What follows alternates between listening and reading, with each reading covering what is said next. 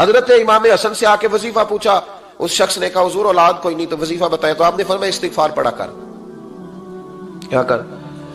اس نے کہا ٹھیک ہے۔ تو حضور پھر میں دوبارہ کب آؤں؟ تو امام حسن کہنے لگے بے اولاد ہے نا تو، استغفار کا وظیفہ بتایا نا؟ کہا ہاں۔ فرمانے لگے اب اس وقت آنا جب اللہ تجھے 10 بیٹے عطا کرے گا۔ کتنے؟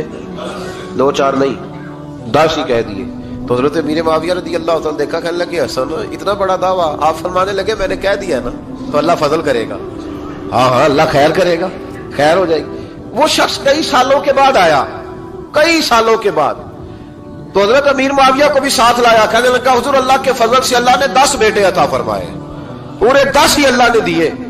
تو حضرت امیر معاویہ کہنے لگے جناب بات تو آپ کی سچی ہو گئی، پر مجھے بھی بتائیے وظیفہ کہاں سے لیا؟ فرمانے لگے قرآن پاک سے، سورہ نوح کی 10 11 12 آیت پڑھو۔ اللہ فرماتے ہیں تم استغفار پڑھو، میں تمہاری بیٹوں سے بھی مدد کروں گا، مالوں سے بھی مدد کروں گا۔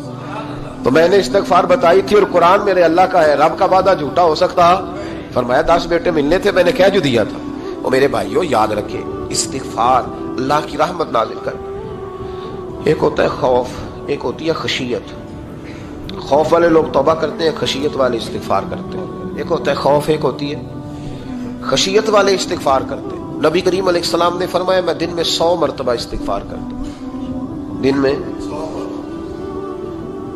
توبہ والا کہتا ہے کہ میں بھول گیا تھا، مجھے معافی مل جائے، اور خشیت والا کہتا ہے میرا یار ناراض نہ ہو جائے، وہ استغفار ہی کرتا رہتا ہے، وہ معافی مانگ۔ حضرت رومی نے مثال دی ہے، فرماتے ایک عورت تھی تو بھیک مانگا کرتی تھی، ایک دن بادشاہ کے دروازے پہ بھیک مانگنے گئی تو بادشاہ کو پسند آ گئی، اس نے نکاح کر لیا۔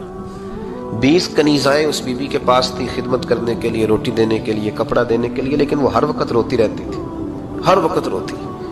ایک سمجھدار کنیز کہنے لگی کہ ملکہ اب تیرا درجہ بہت بڑا ہے، تو ہر وقت روتی رہتی ہے، معافی مانگتی رہتی ہے ہر وقت، کون سی ایسی نعمت ہے جو تیرے پاس نہیں؟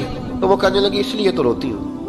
کیا مانا؟ کہنے لگی اس لیے روتی ہوں کہ میں اس قابل نہیں تھی جو مجھے مل گیا، کہیں میرے سر کا سائیں ناراض نہ ہو جائے، وہ کہیں بگڑ نہ جائے، مجھے پتا ہے کہ میں کیا تھی اور مجھے کہاں تک پہنچا دیا، میں روتی اس لیے ہوں کہ کبھی کہیں وہ ناراض۔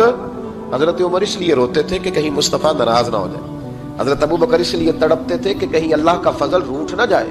یہ جو مولا علی اپنے کمرے میں بیٹھ کے زور زور سے استغفار پڑھتے تو اس لیے نہیں کہ بڑے پاپ تھے جن کی معاذ اللہ معافی مانگتے تھے، اس لیے کہ رب رسول کہیں ناراض نہ ہو۔ خشیت تھی کہ جہاں ہم پہنچے ہوئے کہیں وہاں سے واپس۔